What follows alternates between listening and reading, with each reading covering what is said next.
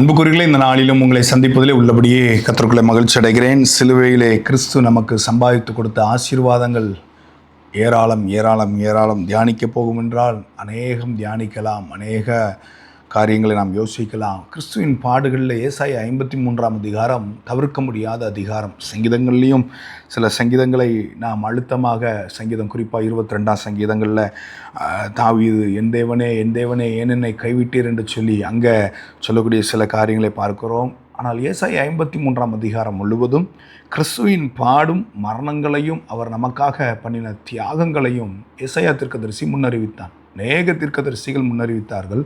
ஏசாயா தீர்க்கதரிசி மிக முக்கியமான ஒரு தீர்க்கதரிசன புத்தகம். ஏசாயா 53ஆம் அதிகாரத்திலே ஒரு வசனத்தை நான் வாசிக்கிறேன். 53ஆம் அதிகாரம் 5ஆம் வசனத்தை நான் வாசிக்கிறேன். நம்முடைய மீறுதலின் நிமித்தம் அவர் காயப்பட்டு, நம்முடைய அக்கிரமங்கள் நிமித்தம் அவர் நொறுக்கப்பட்டார். நமக்கு சமாதானத்தை உண்டு பண்ணும் ஆக்கினை அவர் மேல் வந்தது, அவருடைய தழும்புகளால் குணமாகிறோம். அழகா, நம்முடைய மீறுதல் நிமித்தம் அவர் காயப்பட்டு, நம்முடைய அக்கிரமங்களின் நிமித்தம் அவர் நொறுக்கப்பட்டார். நாம் மீறுகிறோம், தெரிந்து இது தவறு என்று சொல்லி தெரிந்த தவறை மீண்டும் மீண்டும் மீறி செய்யும்போது, கர்த்தருடைய வார்த்தைக்கு உணர்வுக்கு கீழ்ப்படியாமல் மீண்டும் மீண்டும் அந்த மீறுதலுக்கு உட்படும்போது ஆண்டவரை துக்கப்படுத்துகிறோம் என்பதை நம்ம ஒரு நாளும் மறந்துவிடக்கூடாது. நம்முடைய மீறுதல் நிமித்தம் அவரை காயப்படுத்துகிறோம்.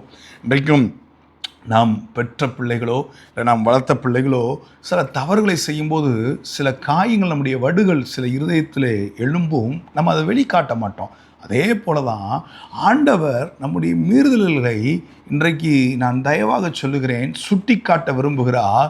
அவருடைய மனதின் காயங்களை நாம் நினைத்து இனி தெரிந்த தவறை மீறி செய்ய மாட்டேன் என்பதை நாம் அறிக்கை செய்வோம். அது மாத்திரமல்ல, நம்முடைய அக்கிரமங்கள் நிமித்தம் அவர் நொறுக்கப்பட்டார். நமக்காகவே முழுவதும் பாடுபட்டார் என்பதை நம்ம ஒரு நாளும் மறந்துவிடக்கூடாது. ஒருவரும் செய்யக்கூடாத தியாகம், ஒருவரும் யோசித்து பார்க்க முடியாத அந்த தியாகத்தை ஆண்டவர் நமக்காக செய்தார் என்று சொல்லி நம்ம மறந்துவிடக்கூடாது. இதே அதிகாரத்தின் கடைசி வசனத்தை நான் வாசிக்கிறேன்.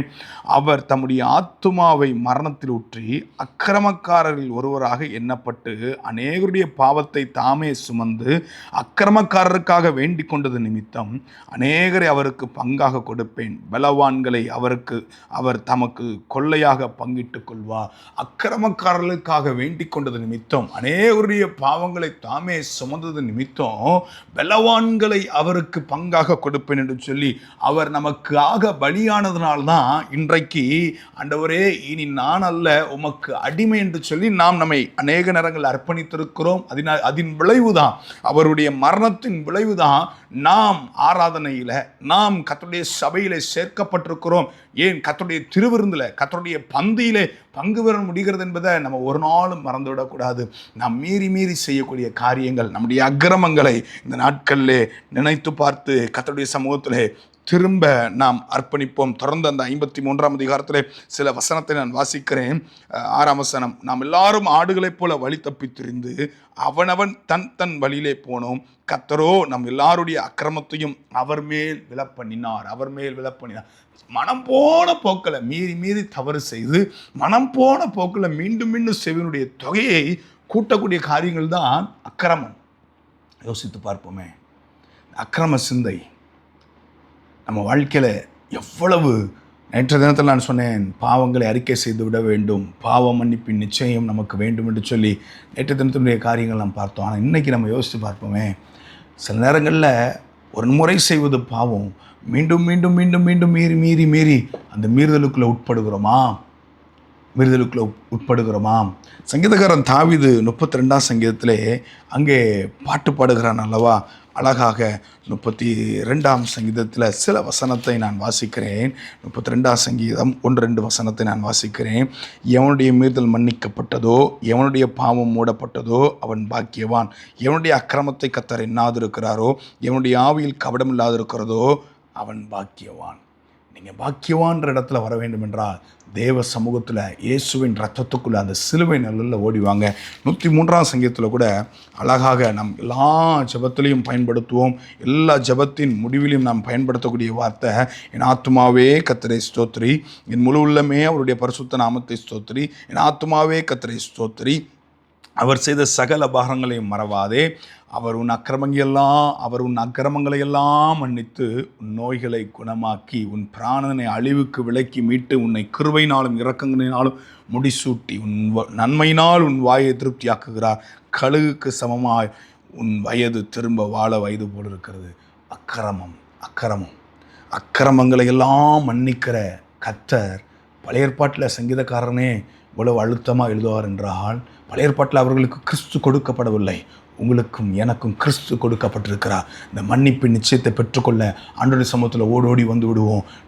வேண்டாம் அந்த அக்கிரம சிந்தை, அந்த மீறி பாவம் செய்யக்கூடிய சில காரியங்களை நாம் விட்டு விடுவோம், அறிக்கை செய்வோம். ஒருவேளை தீரா வியாதி, தீரா பிரச்சனைகள் நம்முடைய குடும்பங்களில் சிலரை அகப்படுத்தி வருத்தி கொண்டிருக்கலாம். இன்றைக்கு தேவ சமூகத்தில் திரும்புவோம். ஆண்டவரே, நாங்களும் எங்களுடைய முற்பிதாக்களும் செய்த பாவங்களை கிருபையாய் மன்னியும், சாபங்களை மன்னியும், அக்கிரமங்களை மீறுதலை மன்னியும் என்று சொல்லி நாம் அறிக்கை செய்யும் போது சிலுவையின் ஆசீர்வாதங்களை பெற்றுக்கொள்ள கர்த்தர் நமக்கு உதவி செய்வார். சிலுவையிலே நம்முடைய அக்கிரமங்களை சுமந்தார், சிலுவையிலே நம்முடைய மீறுதலை சுமந்தார், சிலுவையில் நம்முடைய பாவங்களை சுமந்தார், சிலுவையில் நம்முடைய சாபங்களை சுமந்தார், சிலுவையில் நம்முடைய தரித்திரத்தை சுமந்தார், சிலுவையில் நம்முடைய வியாதியை சுமந்தார் என்பதை நம்ம ஒரு நாளும் மறந்துவிடக்கூடாது. பாவத்தை எந்த அளவுக்கு மன்னிக்க தயப்படுத்துவர் என்று நம்புகிறோமோ, அதே போல் நம்முடைய அக்கிரமங்களையும் மீறுதலையும் சாபங்களையும் மன்னிக்க தயப்படுத்துவர் என்பதை நம்ம நம்பியே ஆக வேண்டும். எந்த அளவுக்கு அதையும் நம்புகிறோமோ, நம்முடைய வியாதியை சிலுவையில் சுமந்து தீர்த்தார் என்பதை நம்ம நம்ப வேண்டும். எந்த அளவுக்கு வியாதியை சிலுவையில் சுமந்து தீர்த்தார் என்பதை நாம் நம்புகிறோமோ, அதே போல் நம்முடைய தரித்திரத்தையும் சிலுவையில் சுமந்து தீர்த்தார் என்பதை நாம் நம்ப வேண்டும். நாம் அர்ப்பணிக்கும் போது அந்த சிலுவையின் உன்னத ஆசீர்வாதங்களினால் நிரப்ப கர்த்தர் போதுமானவராக இருக்கிறார். கண்களை மூடுவோமா? தகப்பனே, நன்றியோடு கூட துதிக்கிறோம், நாங்கள் ஸ்தோத்தரிக்கிறோம். இந்த தருணத்திற்காக, நேரத்திற்காக, காலங்களுக்காக துதிக்கிறோம், ஸ்தோத்தரிக்கிறோம். கடந்த சில நாட்களாக சிலுவையின் ஆசீர்வாதங்கள் என்று சொல்லி நாங்கள் பேசி கொண்டிருக்கிறோம். கர்த்தருடைய ஆவியானவர் எங்களோடு கூட பலமாய் இடைப்பட்டு கொண்டிருக்கிறீர். கர்த்தருடைய தயவுகளுக்காய், இரக்கங்களுக்காய் துதிக்கிறோம், ஸ்தோத்தரிக்கிறோம். நீர் எழுப்பி தந்த நல்ல சாட்சிகளுக்காக, மகிமையான கிரியைகளுக்காக, விடுதலைகளுக்காக, ரட்சிப்புக்காக, சுகத்துக்காக, ஆரோக்கியத்திற்காக துதிக்கிறோம், ஸ்தோத்தரிக்கிறோம். மகிமை உமக்கு செலுத்துகிறோம். நான் அப்ரோஜனமானவன், செய்ய வேண்டியது செய்கிறோம். கர்த்தர் மகிமை மாட்டேங்க. இயேசுவின் மூலம் பிதாவே, ஆமென்.